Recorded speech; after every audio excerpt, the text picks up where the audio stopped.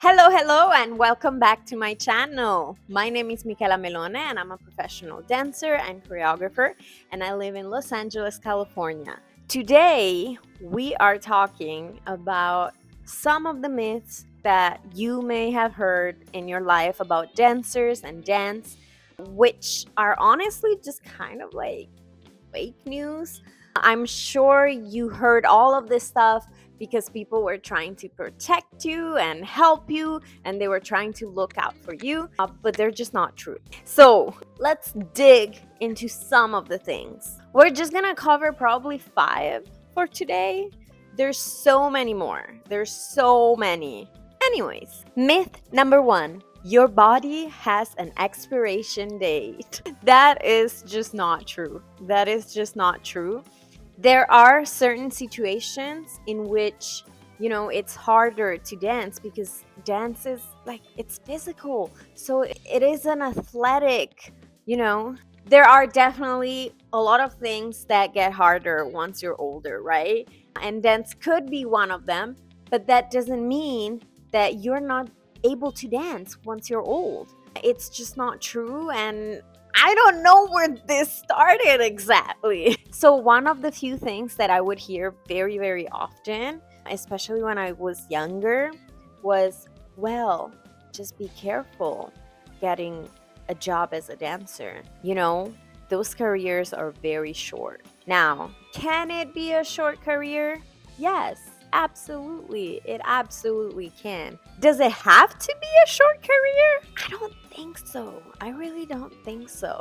I think nowadays we're so lucky that there's so many beautiful examples of dancers that are like over 40s, 50, 60, and we can just see them still being professional dancers. Maybe they did adjust a few things like along the way for their career, which, by the way, we all should do that. Like what works, what doesn't work, what is worth changing in our habits, career, training regime, because that's just how we progress. If we keep doing the same thing, we're gonna just have the same result, and that is just not okay. I mean, unless you want the same result, which is fine, but like if you are always looking to improve and get better results, well, then we gotta change something. I guess we do. This is not to say that we don't have an ageism problem in dance, because we do. There's so many problems within the dance industry and the dance jobs, but this really kind of depends on you. Obviously, you're not going to be cast for certain roles, but also nowadays I feel like there's much more space for being creative and for just kind of like throwing yourself in something that you always wanted to do, and maybe you just didn't have the courage. I remember when I was younger and I worked for this contemporary dance company. I remember like my artistic director wasn't just the artistic director, she would always dance and have solos and stuff. And that is something that deeply influenced me. I remember I was still a teenager when I started, and I remember so many people telling me that dance is not a real career, that it's not a long career either, and that wasn't like a real job. It would be like short lived. I'm very happy that I grew up with some great examples of people that showed me that that's not true. Your body does not have an expiration date. Myth number 2: having an agent will fix all your problems. That is so false. Big lies. Big fat lies. That is just not true. I don't know who started that rumor. While having an agent is extremely important and it's super helpful, a lot of professional dancers will never have an agent because they don't need it. Also, the agency doesn't need every single dancer to be represented. Why is that? I bet an agent could explain this way better than me, but pretty much there's going to be a lot of dancers that are never going to be represented and a lot of dancers which are. Why is that? Well, that depends from the agency, depends on what they're looking for, what they need, the people in the roster. Like, do they have a person that can do the same job that you can do? that dances the same styles and looks like you, well, most likely they don't need another person like you. Unfortunately, it is what it is. We're all typecast, especially in LA. So we're all unique, but not enough. So you know what I mean? Like, we are all special. That look like, it's probably the only place in the world where you can see people that look like you that do the same things that you do. Welcome to Hollywood. Anyways, you can find gigs on your own. You can book jobs on your own. It's wonderful to have an agent. I really appreciate having an agent, and especially right now, how they advocate for a lot of my jobs, for a lot of conditions and stuff. But truth of the matter is, you still need to audition for the job. You still need to get picked. You still need to work hard for it. And the agent is not the one that is gonna update your resume, take your headshots, make connections, go to class, go to the auditions, the callback, train, and a lot more. So this is pretty much why an agent won't fix all your problems, although people think they do, which I don't know. It's so interesting because I've actually had people ask me about getting an agent, and when I asked them, like, why do you need an agent, they looked at me like I was crazy. But I was just asking because I think this is good advice, and I can make a better video about this topic later. But if you are not booking gigs on your own, if you don't have your materials ready, if you're not already training, if you are not establishing like those connections already, if you're not working hard and kind of like getting in the rooms, you don't need an agent. You need to work on those things first, and then you may need an agent. Need, depending on what you do, because the agents gets you to the door, but at the end of the day, you have to be the one accepted to go through that door, because agents submit you for the jobs like most of the times, like, but if they're not looking for a curly hair girl, they're not gonna call you. Like, if they're envisioning like somebody else, they're not gonna call you for that audition. Or like, as a matter of fact, sometimes it happened to me that I was the only one looking the way I looked in the final callbacks. And I was already like, oh, they didn't really like, they weren't envisioning somebody like me for this specific commercial or job, because I was the only one looking like this. Everybody else looked alike. So sometimes, sometimes they may ask you to do the audition. You may make it through the callback. But at the end of the day, it's not the agent that it's gonna put you to work. They can't change the client's mind.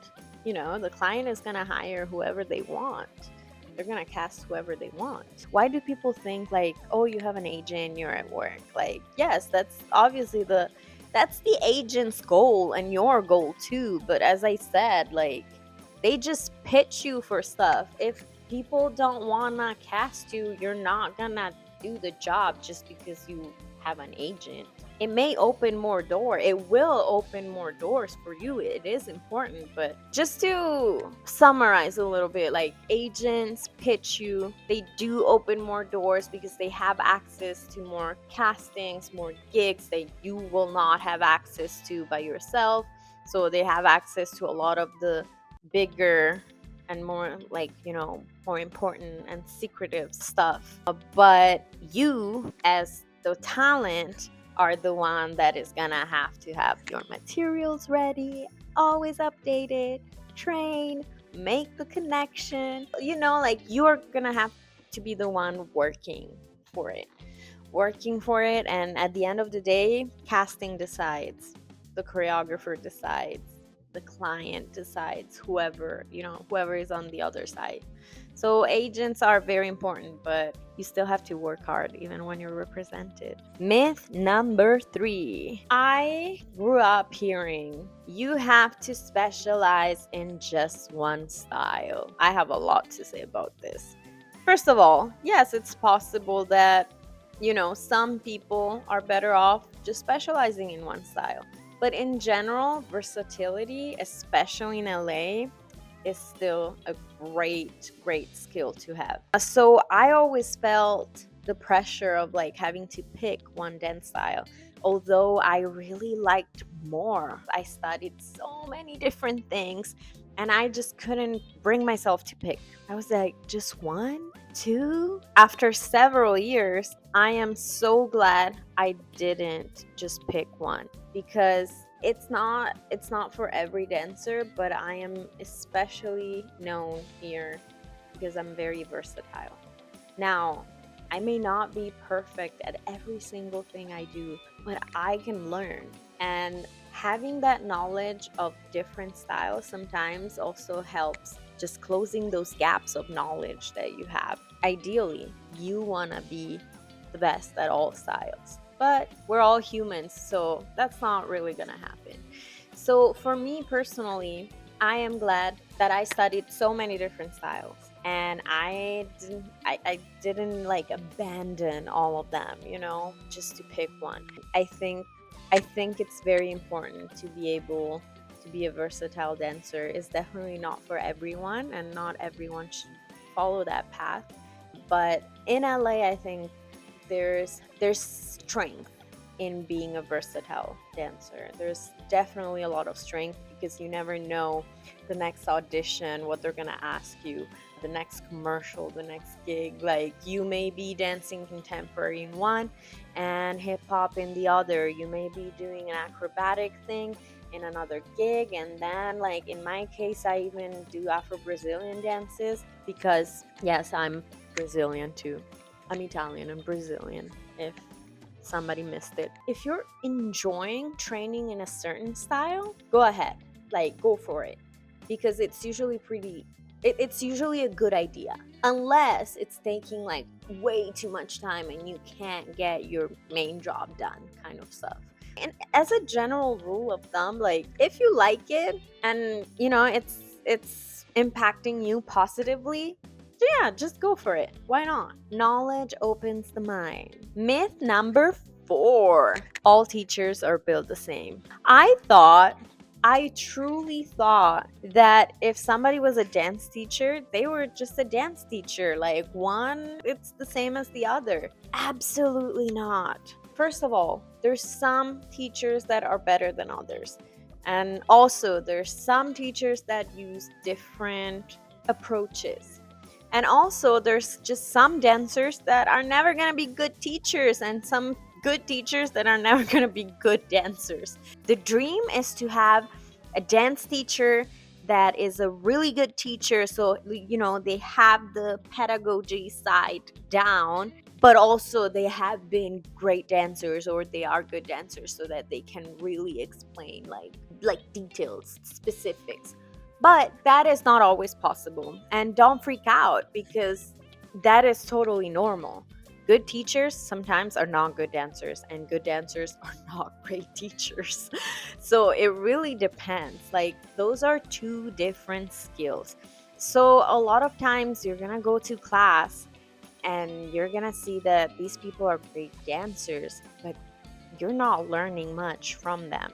Now, you can still take the class because, you can still have fun.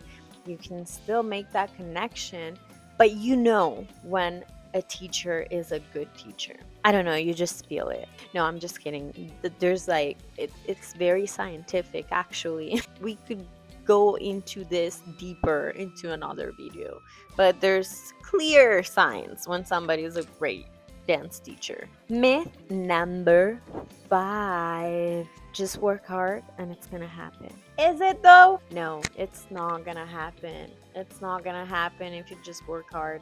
Working hard does help, but you gotta work hard in a smart way. It's always better to have a strategy. It's always better to, be smart about it.